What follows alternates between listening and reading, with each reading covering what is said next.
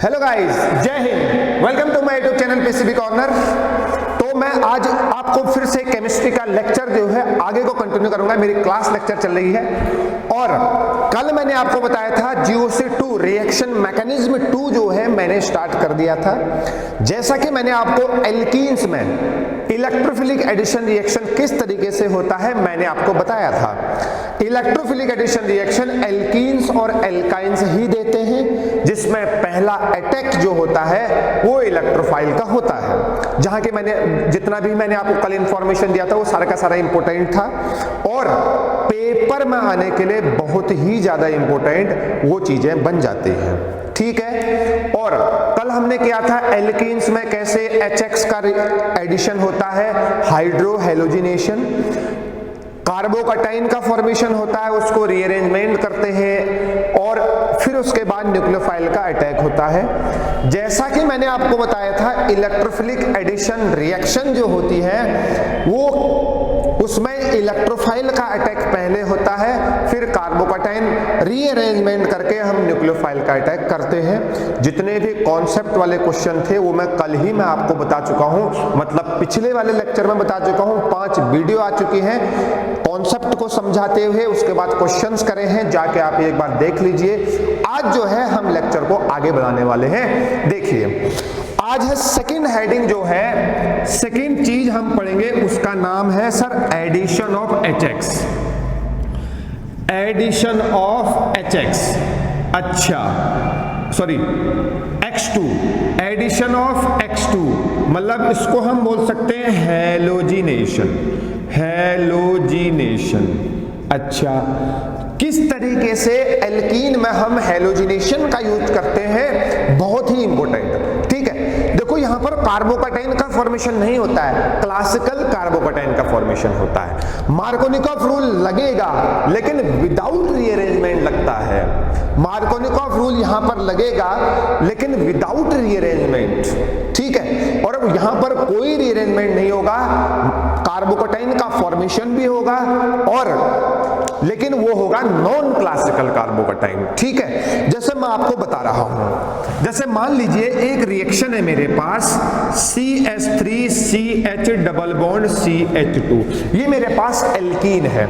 इसमें रिएक्शन जैसे आप Br2 की करेंगे इन the presence of CCl4 carbon tetrachloride, ये जो है डबल बॉन्ड जैसे टूटेगा तो आपका जो आंसर है वो कुछ इस तरीके से आने वाला है। इस तरीके से आपका प्रोडक्ट का फॉर्मेशन होगा। देखो बोर्ड एग्जाम्स में और अगर हम बात करेंगे जेई और नीट में मैकेनिज्म नहीं पूछेगा क्योंकि आपको तो डायरेक्ट आंसर लिखना होगा। ठीक है, तो देखो एक ब्रोमीन इधर से और एक ब्रोमीन इधर से आया है तो इधर और उधर से हम बोलते हैं एंटी एडिशन। क्या बोलते हैं? Anti addition. प्रोडक्ट जो है एंटी एडिशन के बाद बनता है। ठीक है, कोई कार्बोकटाइन का फॉर्मेशन नहीं होता है, नॉन क्लासिकल कार्बोकटाइन का फॉर्मेशन होगा। ठीक है, रीअरेंजमेंट नहीं होता है लेकिन न्यूक्लियोफाइल जो है ना, देखो Br2 है, एक Br प्लस और एक Br negative. Br negative nucleophile है, वो मार्कोनिकॉफ के अकॉर्डिंग ही प्रोडक्ट बनेगा लेकिन विदाउट रीअरेंजमेंट। ठीक है, तो आप डायरेक्ट इसको कर सकते हो, इस तरीके से आप डायरेक्ट आंसर लिख सकते हैं, कभी गलत नहीं होगा। मैं आपको अभी मैकेनिज्म को जो है ना एक्सप्लेन करूंगा, लेकिन उससे पहले जो है मैं आपको कुछ इंपॉर्टेंट चीज मैं आपको इस रिएक्शन में बताने वाला हूं। कैसे, क्या क्या इंपॉर्टेंट चीज है सर देख लीजिए। नंबर 1 चीज, नॉन क्लासिकल कार्बोकटाइन का फॉर्मेशन होता है। कैसे होगा वो अभी हम देखेंगे मैकेनिज्म में।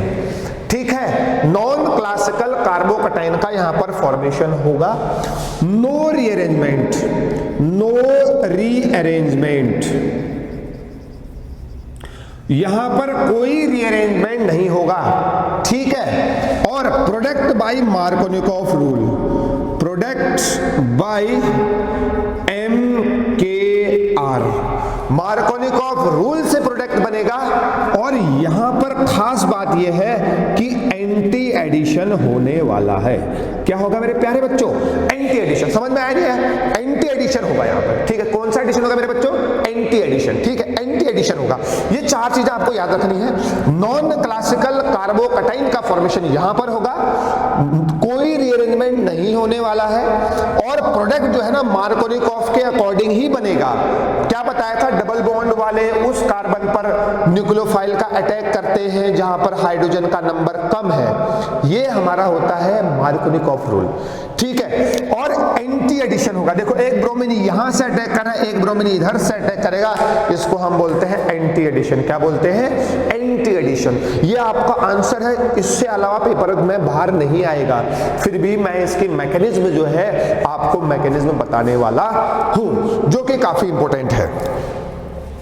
अगर हम मैकेनिज्म की बात करेंगे, अगर हम इसकी मैकेनिज्म की बात करेंगे, पहले मैकेनिज्म कर लेते हैं, फिर बहुत बढ़िया से बेहतरीन से सवाल करेंगे, तो आंसर तो उनका कुछ इस तरीके से आने वाला है, ठीक है। तो याद समझने योग्य बातें हैं। देखो मैकेनिज्म कुछ इस तरीके से चलेगा, ये आपका सबस्ट्रेट है CH3CH डबल बॉन्ड CH2, यहां पर मेरे पास ब्रोमीन है Br। अच्छा, अब ये पाई बॉन्ड जो है, ये वाला पाई बॉन्ड जो है, ये आपको पता है लूजली बॉन्डेड है, लूजली बॉन्डेड इलेक्ट्रॉन्स है। ये क्या करते हैं ना, इसका वैकेंट ऑर्बिटल देख के ना ये इलेक्ट्रॉन इधर को Br की तरफ ट्रांसफर होने लगते हैं। अब ये Br बोलता है भैया मेरा तो पहले से ही ऑक्टेट पूरा है, ठीक है, मतलब मेरे तो पहले से वैलेंस शेल में 8 इलेक्ट्रॉन है, तो मेरे पास क्यों आ रहा है। तो फिर ये क्या करता है, ये वाला जो बॉन्डेड, ये जो सिंगल बॉन्ड है, ये इलेक्ट्रॉन को इधर को ट्रांसफर कर देता है। जैसे इसने इधर को इलेक्ट्रॉन ट्रांसफर किया तो एक Br के पास आ गया Br नेगेटिव, अरे ब्रोमीनियम आयन, इसको बोलते हैं क्या बोलते हैं, Br negative, as a nucleophile की तरह काम करेगा। किसकी तरह काम करेगा, न्यूक्लियोफाइल की तरह। अब यहां पर देखो, जैसे ही इलेक्ट्रॉन इसके पास गया, इसके पास आ गया प्लस चार्ज, ये है ब्रोमीनियम आयन। क्या कहलाएगा, Br प्लस ब्रोमीनियम आयन, है नहीं है। अब अब ये क्या कर सकता है ना, ये इलेक्ट्रॉन इसको दे सकता है नहीं है। जैसे ही ये डबल बॉन्ड वाला जो पाई इलेक्ट्रॉन्स है वो इसके पास पहुंचा, तो सिनेरियो कुछ इस तरीके से बनेगा, CH3CH, देखो एक ये रहा Br है नहीं है, देखो Br, और देखो जब इससे इलेक्ट्रॉन गए होंगे इधर को, तो ये बंदा जो है लॉस में गया होगा, इससे तो एक इलेक्ट्रॉन भाग गया ना इधर को, तो ये कार्बन जो है लॉस में गया होगा, तो इसके पास आ गया पॉजिटिव चार्ज। कैसा चार्ज आ गया, पॉजिटिव चार्ज आ गया। आया नहीं आया, बताओ आया नहीं आया। अरे ये वाला पाई बॉन्ड अगर इसके ब्रोमीन की तरफ ट्रांसफर हो जाता है, तो ये कार्बन तो बेचारा लॉस में आ गया ना। ये जो इलेक्ट्रॉन है, ये जो एक इलेक्ट्रॉन है, इस अगर ब्रोमीन को दे दिया इसने, तो ये कार्बन बेचारा तो लॉस में आ गया, इसलिए हम इस पे लिख दिया प्लस चार्ज। कौन सा चार्ज लिख दिया, प्लस चार्ज। अब देखो इस ब्रोमीन के पास लोन पेयर है नहीं है, इस ब्रोमीन के पास लोन पेयर है, और इस कार्बन के पास यहां पर वैकेंट ऑर्बिटल है, वैकेंट ऑर्बिटल। अब ये क्या करेगा, ये लोन पेयर जो है ना इस पॉजिटिव चार्ज को अपनी तरफ खींचेगा, मतलब ये ब्रोमीन इसको एक इलेक्ट्रॉन दे देगा ना, है नहीं, पॉजिटिव चार्ज को खींचेगा मतलब क्या है, ब्रोमीन इसको इलेक्ट्रॉन दे देगा। अब आप देखना, ब्रोमीन ने वैलेंस शेल से इलेक्ट्रॉन दिए हैं, ब्रोमीन ने वैलेंस शेल से एक इलेक्ट्रॉन ट्रांसफर करा है, इसीलिए ब्रोमीन के पास आ गया प्लस चार्ज। कैसा चार्ज आ गया, अब ब्रोमीन के पास प्लस चार्ज आ गया। देखो ये देखो एक साइकिल जैसा स्ट्रक्चर बन गया है। कैसा स्ट्रक्चर बन गया है, साइक्लिक जैसा स्ट्रक्चर बन गया है। यही होता है साइक्लिक कार्बोनियम आयन या साइक्लिक हेलोनियम आयन। क्या बोलेंगे, साइक्लिक हेलोनियम। अरे हेलोजन है ना, लेकिन ब्रोमीन है यहाँ पे, तो इसको क्या बोलूंगा, साइक्लिक ब्रोमीनियम आयन। क्या बन गया ये बन गया है साइक्लिक ब्रोमीनियम आयन। ये हो गया साइक्लिक ब्रोमीनियम आयन, जो कि बहुत ही ज्यादा इंपॉर्टेंट है। आया नहीं आया समझ में, फिर से ये double bond loosely bonded electrons, एक पाई इलेक्ट्रॉन एक इलेक्ट्रॉन को ब्रोमीन के पास देने की कोशिश करी, ब्रोमीन ने कहा किधर भैया, इसने ये वाले पाई बॉन्ड को आगे शिफ्ट कर दिया ब्रोमीन की तरफ, तो ब्रोमीन के पास हो गया Br नेगेटिव, अब हो गया Br के पास प्लस Br प्लस। अब इस इलेक्ट्रॉन को इसको ट्रांसफर करेंगे तो कुछ इस तरीके का सिनेरियो बनेगा, ठीक है। लेकिन जैसे ही इस इलेक्ट्रॉन ने इधर को ट्रांसफर किया तो इस कार्बन के पास ऑक्टेट की होगी कमी, इलेक्ट्रॉन की होगी कमी, तो इस कार्बन के पास आ गया प्लस चार्ज। अब इस प्लस चार्ज को सेटिस्फाई करने के लिए ब्रोमीन ने अपने इलेक्ट्रॉन दे दे, बेटा तू ले जा। जैसे ही उसने इलेक्ट्रॉन यहां पर ट्रांसफर किया तो ब्रोमीन के आउटर मोस्ट सेल से, वैलेंस सेल से एक इलेक्ट्रॉन चले गया है, तो इसका मतलब क्या हो गया कि ब्रोमीन के पास इलेक्ट्रॉन की कमी हो गई है, मतलब प्लस, डोनेशन का मतलब हो गया प्लस। तो प्लस देखो साइकिल जैसा स्ट्रक्चर बन रहा है, तो इसको बोलेंगे साइक्लिक ब्रोमीनियम आयन। अगर कोई हैलोजन होगा, अदर हैलोजन, तो उसके लिए नाम बोल देते हैं साइक्लिक हैलोनियम आयन। यहां देखिए साइक्लिक हैलोनियम आयन का फॉर्मेशन हो रहा है, इसको हम लिख देंगे यहां पे, ठीक है। जैसे ही साइक्लिक हैलोनियम आयन का फॉर्मेशन हुआ, अब Br माइनस है, Br माइनस भूखा है, ये अटैक करेगा। अब Br माइनस जो है, Br नेगेटिव जो है, हालांकि जो है कहां कैसे अटैक करेगा, Br नेगेटिव इधर अटैक करेगा।